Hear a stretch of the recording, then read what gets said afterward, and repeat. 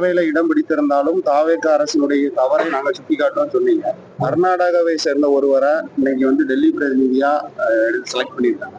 அதை வந்து நீங்க வந்து அக்செப்ட் பண்றீங்க? இல்ல, இது ஆதரிக்கிறது மாதிரி நினைக்க கூடாது. அதாவது என்னன்னா, ஒரு அரசு புதுசா அமைஞ்சிருக்கு. ஒரு அரசு வந்த உடனே நம்ம வந்து ஒரு அப்படி பார்த்தா எல்லாத்துலயும் நம்ம பழி சுமத்தலாம். அது மாதிரி ஒரு எண்ணம் இருக்கக்கூடாது. நம்ம எப்பவுமே ஒரு தொலைநோக்கு பார்வையோட தான் பார்க்க வேண்டிய ஒரு சூழ்நிலை இருக்கு. ஏன்னா மக்களுக்கு இன்னைக்கு மக்கள் எப்படி இருக்காங்க, மக்களுக்கான பணிகளை தான் நம்ம செய்யறத வச்சு பார்க்கணுமே தவிர்த்து இப்படிப்பட்ட விஷயங்களை நம்ம வந்து உள்ள ஆராய்ஞ்சு போய் நீங்க அவரை நியமித்தது தவறா சரியானு கேட்கறதுல எனக்கு அது உடன்பாடு கிடையாது. செல்வ பெருந்தகை என்ன காரணம்? சரி, புதிய தலைவராக மதிப்பிற்குரிய விருதுநகர் பாராளுமன்ற உறுப்பினர், காங்கிரஸ் கட்சியில பல பொறுப்புகளை வைத்தவர், ஆல் இண்டியா இன்னைக்கு CWC member, all India secretary, அன்னைக்கு பல மாநிலங்கள்ல பொறுப்பு தலைவராக கூட செயல்பட்டு இருக்காரு. அப்படிப்பட்ட ஒரு சீனியரை தான் இன்னைக்கு நியமிச்சிருக்காங்க.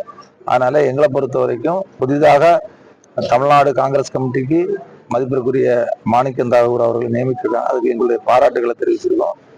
இனி அவருடைய தலைமையில் நிச்சயமாக காங்கிரசினுடைய அடிக்கட்டமைப்பு, காங்கிரஸ் கட்சியை பலப்படுத்துவதற்கான அந்த முயற்சிகள் மேற்கொள்ளப்படும். ஏன்னா அவரும் அனுபவம் வாய்ந்த ஒரு தலைவர். நிச்சயமாக எல்லா மாவட்டங்கள்லையும் சுற்றுப்பயணம் மேற்கொண்டு அங்க இருக்கக்கூடிய மாவட்ட தலைவர்கள், அடித்தட்டில் இருக்கக்கூடிய வட்டார தலைவர்கள் எல்லாரையும் பார்த்து கட்சியை பலப்படுத்துவதற்கான நடவடிக்கைகள் எடுக்கப்படும். டெல்லி பிரதிநிதி நியமனத்தில் சர்ச்சை இல்ல, அதாவது ஒரு அரசு புதுசா வந்திருக்கு, அவங்க வந்து எது எது நல்லா இருக்கும் அதை நினைச்சு ஒவ்வொன்றா பார்த்து தான் பண்ணுவாங்க. அந்த அடிப்படையில ஒரு டெல்லி சிறப்பு பிரதிநிதி அவங்க நியமிச்சிருக்காங்க. தமிழ்நாட்டை சேர்ந்தவங்களுக்கு யாருக்கா கொடுத்துக்கலாம்?